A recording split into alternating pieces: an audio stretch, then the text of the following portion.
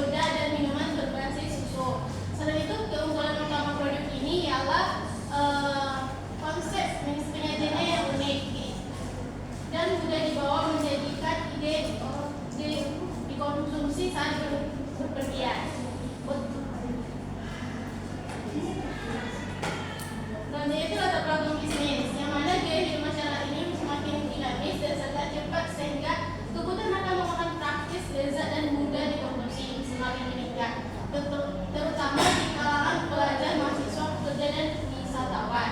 Makanan ini seperti cemilan cepat saji menjadi pilihan favorit untuk memenuhi kebutuhan energi di tengah kesibukan aktivitas harian. Next. Selanjutnya itu adalah aspek hukum, yang mana merupakan elemen penting dalam mendirikan dan menjalankan sebuah usaha. Menurut Sutrisno 2015, aspek hukum dalam bisnis bertujuan untuk memastikan bahwa seluruh kegiatan usaha berjalan sesuai dengan peraturan yang berlaku, sehingga dapat memberikan perlindungan hukum baik bagi pelaku usaha maupun konsumen. Nah, aspek hukum itu mengacu pada Undang-Undang Nomor 20 Tahun 2008 tentang usaha mikro kecil dan menengah atau UMKM, serta Peraturan Pemerintah Nomor 24 Tahun 2018 tentang pelayanan perizinan berusaha terintegrasi secara elektronik. Perilaku UMKM diharuskan untuk memiliki legitimasi usaha minimal berupa yang pertama itu nomor induk berusaha atau IIB melalui sistem OSS atau On the Single Submission. Itu sertifikat produk pangan industri rumah tangga. Next. Selain itu, aspek lingkungan merupakan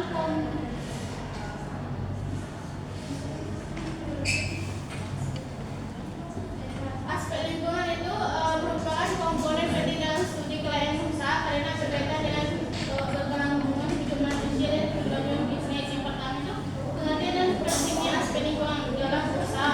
Menurut Duplo 2013, analisis mengenai dampak lingkungan merupakan suatu kajian secara cermat dan mendalam mengenai dampak penting suatu kegiatan usaha terhadap lingkungan hidup. Next. Yang kedua itu adalah pemahaman lingkungan, analisis lingkungan menurut Sulianto 2010, yang mana lingkungan operasional, lingkungan merupakan lingkungan terdekat yang langsung mempengaruhi dan oleh usaha dan usaha atau selanjutnya lingkungan operasional mencakup pelanggan, pemasangan bahan baku seperti kentang, pegawai dan pedagang sekitar lokasi usaha. Next, yang B itu lingkungan industri, yang mana mencakup sains usaha dan memproduksi makanan singkat berbahan dasar kentang. Yang C itu lingkungan jauh, yang mana mencakup faktor internal yang lebih luas seperti ekonomi, sosial, budaya, politik, teknologi, dan teknologi. 3. Identitas dampak lingkungan yang mungkin ditimbulkan dari usaha. Pertama adalah limbah padat seperti kemasan plastik dari bahan baku atau minyak goreng kentang. Kedua itu kentang plastik untuk pembelian. Ketiga, cup sendok plastik atau jika disajikan dalam bentuk makanan cakwe. Keempat, sisa kulit kentang atau petasan yang tidak digunakan. Selanjutnya, dampak non fisik seperti aroma dari proses pengolahan kentang, polusi suara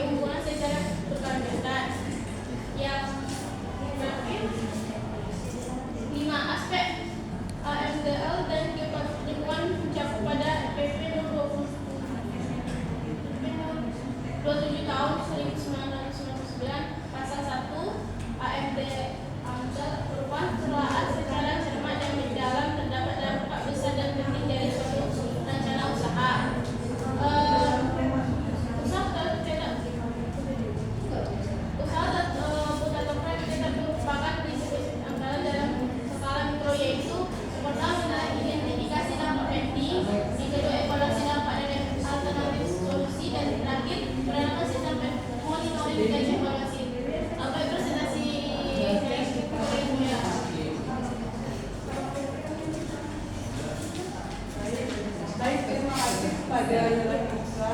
Materi selanjutnya akan dipresentasikan oleh Raisa pada Raisa. Menjelaskan mengenai aspek pasar dan pemasaran. Yang pertama yaitu analisis pasar kualitatif, di mana analisis ini penting untuk mengukur sejauh mana produk dapat diterima oleh konsumen dan bagaimana perusahaan itu bersaing. Yang pertama yaitu permintaan produk, di mana permintaan terhadap produk kualitas menunjukkan tren positif di pasar lokal, terutama di sekitaran UMP dan sekolah-sekolah di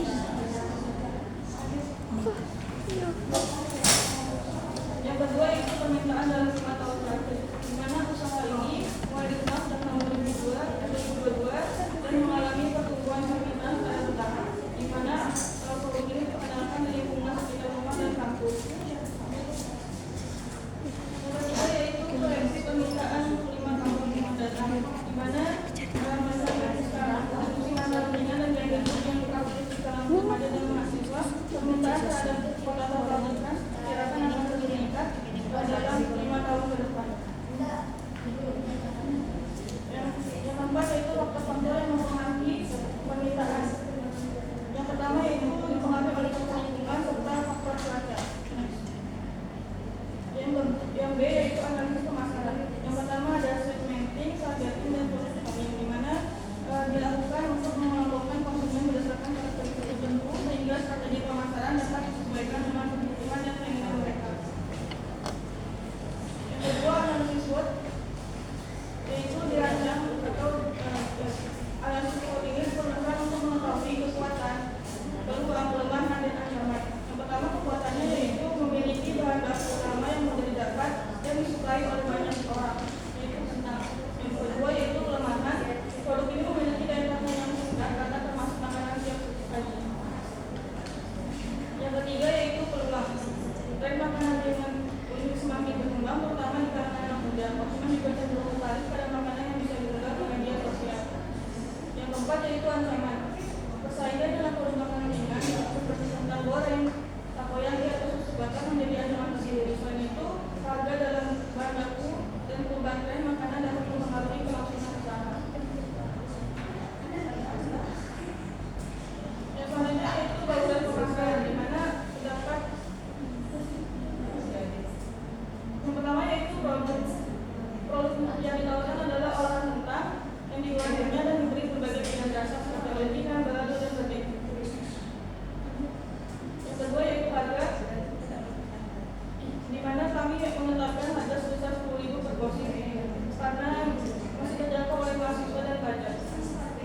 Yang ketiga yaitu tempat. Lokasi penjualan utama produk kualitas ini berada di Jalan Petani, tepatnya di depan RPU Pondokita. Promosi yang kami lakukan yaitu secara digital dengan memanfaatkan platform media sosial seperti Instagram, WhatsApp, dan TikTok. Yang keempat yaitu sistem transportasi. Kami menggunakan transportasi yang digunakan adalah kendaraan seperti roda dua, baik milik pribadi maupun milik pengguna ojek online. Yang kelima yaitu sistem saluran distribusi. Yang pertama penjualan langsung di lokasi usaha, yang kedua pemesanan melalui media sosial seperti Instagram dan WhatsApp, yang ketiga adalah pengantaran menggunakan jasa antar langsung milik atau minta ojek online. Mungkin ini dapat sebelumnya.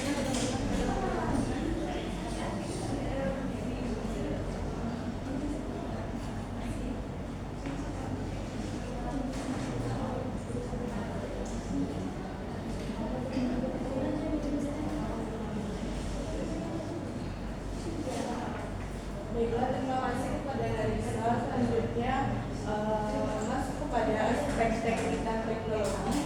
Nah, aspek teknik dan teknologi ini bagian dari analisis dalam studi kelayakan bisnis. Tujuannya untuk mengevaluasi aspek teknis dan teknologi yang digunakan dalam suatu bisnis. Yang pertama, analisis lokasi. Ya, ada pun faktor-faktor yang mempengaruhi pemilihan lokasi. Yang pertama yaitu ada faktor primer, memilih dikarenakan dekat dengan pasar, dekat dengan jalan raya, dan dekat dengan pemilihan bahan baku. Next, dengan sekolah dan kampus, juga ke sektor ketersediaan tenaga kerjanya dan ketersediaan listrik dan air. Jadi di primer ini sangat selanjutnya faktor sekunder. Di sini di faktor ini adanya kemungkinan perluasan usaha dan keamanan lingkungan. Selanjutnya masuk kepada aspek teknis dan teknologi.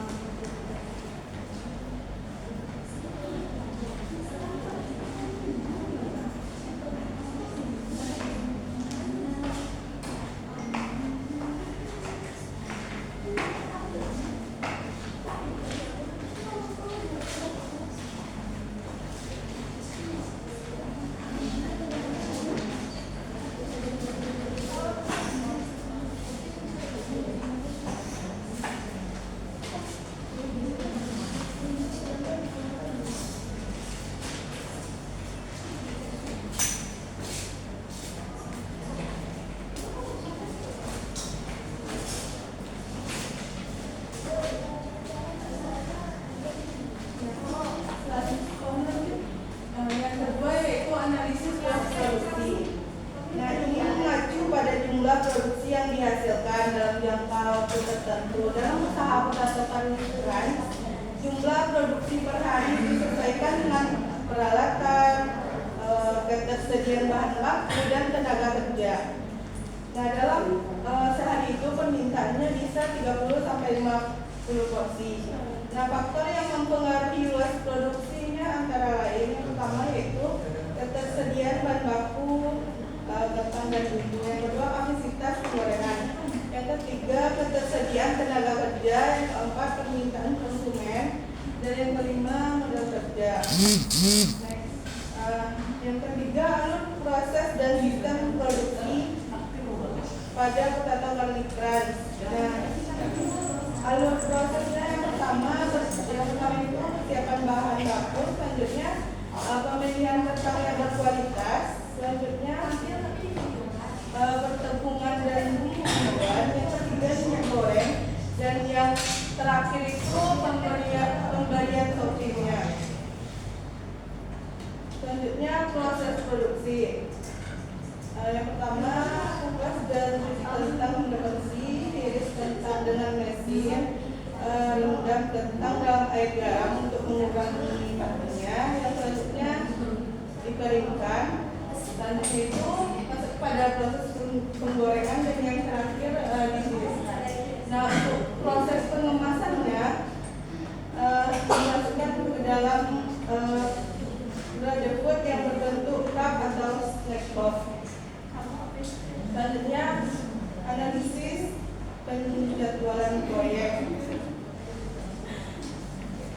Nah, adapun tujuan pendirian percetakan lingkungan ini bertujuan untuk mengatur kegiatan usaha secara sistematis dijalankan oleh kelompok mahasiswa. Maka metode penjadwalan yang dilakukan bersifat sederhana dan itu pun juga dilakukan secara terstruktur.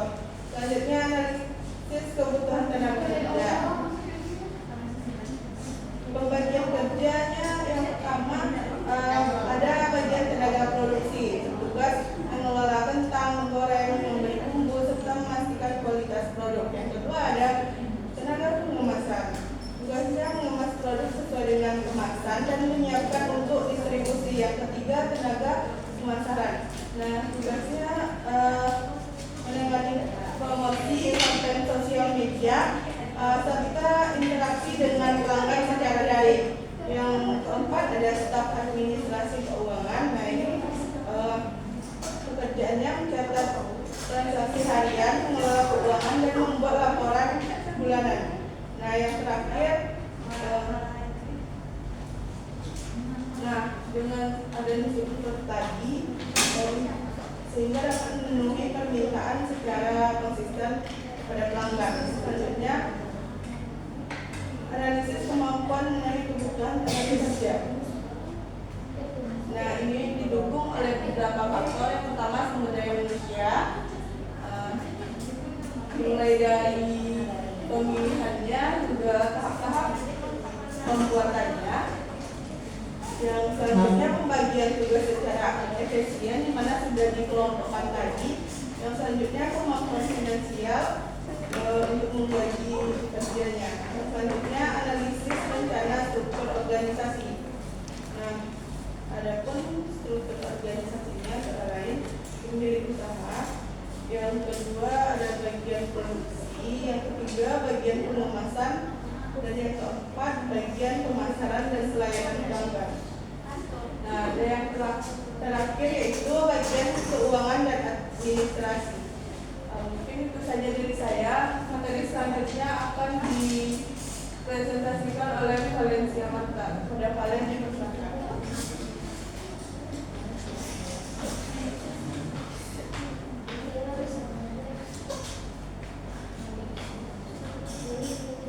Baik, saya menekan tentang aspek keuangan dan disebutkan investasi. Biaya seperti alat memotong, kentang, spiral, kompor gas, wajan, meja, dan tenda atau meja sederhana dengan total sebesar Rp5.050.000. Modal kerja awal untuk mendukung operasional selama 3 bulan termasuk bahan baku, kemasan listrik, transportasi, promosi, dan cadangan operasional sebesar Rp13.500.000. Total kebutuhan dana investasi adalah penjualan dari kedua komponen tersebut yaitu Rp18.550.000. Yang B, analisis kebutuhan modal kerja. Untuk memulai saat ini dibutuhkan modal awal sebesar yang pertama motor panas spiral itu Rp7.500.000, kompor tambah gas tambah wajan Rp1.200.000, bahan baku awal kentang 1 juta, kemasan Rp300.000, meja dan etalase Rp2 juta, promosi awal seperti dana sosial media yaitu sebesar Rp500.000, cadangan kas dan biaya tak terduga Rp3.500.000. Total modal awal itu Rp10 juta. Yang C itu analisis biaya operasional, yang mana estimasi pemasukan dan pengeluaran dari kegiatan operasional bulan ini. Penjualan rata-rata per bulan 3 juta, biaya operasional bulanan Rp1.500.000 terdiri dari bahan baku Rp800.000, gas dan listrik Rp200.000, kemasan Rp200.000, transportasi kebersihan lainnya Rp300.000, cabai bersih per bulan Rp1.500.000, cabai bersih per tahun Rp18 juta, umur usaha yang dianalisis 3 tahun. Yang D itu analisis aliran kas atau cash flow, di mana komponen aliran kas masuk ke cash flow. Yang A penjualan produk atau kali crunch langsung ke konsumen. Yang B penjualan pesanan besar seperti event, pesanan komunitas. Yang C penjualan melalui platform online atau seperti Shopee Food, GoFood, dan Instagram. Yang B itu analisis kelayakan investasi. Payback period. Payback period adalah waktu yang dibutuhkan untuk mengembalikan modal awal dari laba bersih usaha. Perhitungan payback sama dengan modal awal dibagi laba bersih bulanan. Payback sama dengan 10 juta ditambah Rp1.500.000 sama dengan Rp6.067.000 per bulan. 6,67 bulan.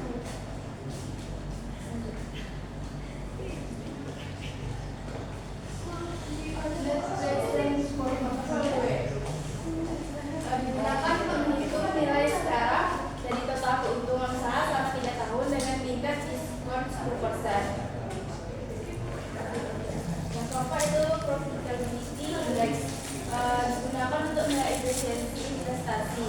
Perhitungan BI sama dengan total nilai sekarang aruskan dari modal awal BI sama dengan Rp44.465.000 dibagi 10 juta sama dengan 4,48. Baik, dan itu yang saya sampaikan dan juga moderator.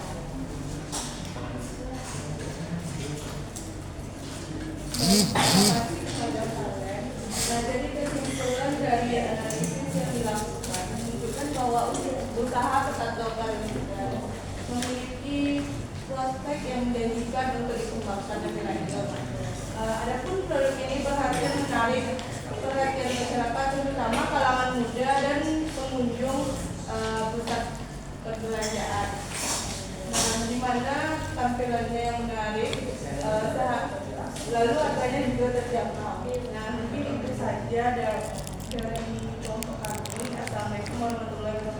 Waalaikumsalam warahmatullahi wabarakatuh.